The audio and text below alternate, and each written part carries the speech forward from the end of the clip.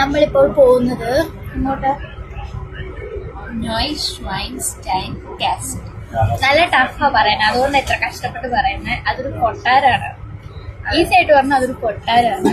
അവിടെ ഡിസ്നിയുടെ കാർട്ടൂൺസ് വളരെ ഫേമസ് ആയിട്ടുള്ള, അതായത് സ്ലീപ്പിംഗ് ബ്യൂട്ടിയിലുള്ള കൊട്ടാരം ഈ കൊട്ടാരത്തെ ബേസ് ചെയ്തിട്ടാണ്.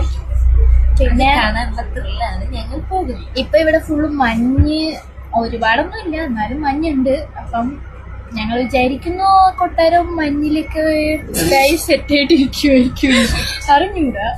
എന്തായാലും എത്തിയിട്ട് നോക്കാം. ഇതെങ്ങനെയുണ്ട് ഗൈസ്? ഇതെന്റെ പുതിയ ഹെയർ സ്റ്റൈൽ.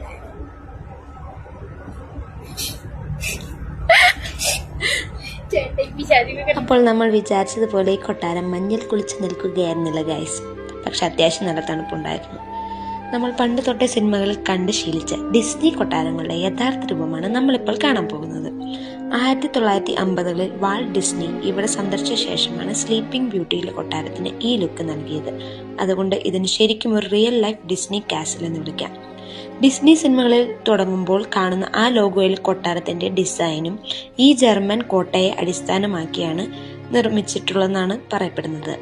ലുഡ്വിഗ് രാജാവാണ് ഈ കൊട്ടാരം പണിതത്. കൊട്ടാരത്തിലേക്ക് എത്തണമെങ്കിൽ കുറച്ചധികം നടക്കാനുണ്ട്. നടക്കാൻ താല്പര്യമില്ലാത്തവർക്ക് കുതിരവണ്ടി നോക്കാവുന്നതാണ്. പക്ഷേ ശരിക്കുള്ള ഒരു വൈബ് കിട്ടണമെങ്കിൽ നടത്തം തന്നെ വേണം. കോട്ടയുടെ ഉള്ളിൽ കയറണമെങ്കിൽ ടിക്കറ്റ് എടുക്കണം. ബട്ട് ഞങ്ങൾ ഡിസംബർ 31 ഈവനിങ് ആണ് ഇവിടെ എത്തിയത്. അതുകൊണ്ട് ഇവിടെ ഇന്ന് പ്രവേശനമില്ല. മറ്റൊരു കാര്യം, ഉള്ളിൽ ഫോട്ടോയും വീഡിയോയും അനുവാദമില്ല. രാജാവിന്റെ പ്രൈവസി അപ്പോഴും ഇപ്പോഴും സ്ട്രിക്റ്റ് ആണ്. ബവേറിയയിൽ വരുന്നുണ്ടെങ്കിൽ ഇത് മിസ് ചെയ്യരുത്. ഒരു ദിവസം മുഴുവൻ ചെലവഴിക്കാൻ നിങ്ങൾക്ക് ഇവിടെയുണ്ട്. ഞങ്ങൾ മ്യൂൺഷനിൽ നിന്നും വരുന്നത് കൊണ്ട് ഏകദേശം 3 മണിക്കൂറിനുള്ളിൽ ഇവിടെ എത്താൻ സാധിച്ചു. ഇവിടുത്തെ ലാസ്റ്റ് ബസ് ഏകദേശം ഒരു 7:30-ക്കാണെന്നാണ് എൻ്റെ വിശ്വാസം. ഞങ്ങൾ അവിടെ നോക്കിയപ്പോൾ കണ്ടത് അങ്ങനെയാണ്. അപ്പോൾ നിങ്ങൾ വരുന്നുണ്ടെങ്കിൽ പ്രത്യേകിച്ച് വിന്റർ ടൈമിൽ ബസ്സിൻ്റെ ടൈമിംഗ് ഒക്കെ നോക്കിയിട്ട് വേണം വരാൻ. കാരണം പുറത്ത് നല്ല തണുപ്പാണ്.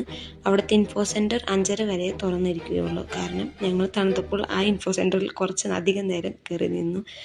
അപ്പോൾ അത്രയുള്ള ഗൈസ്.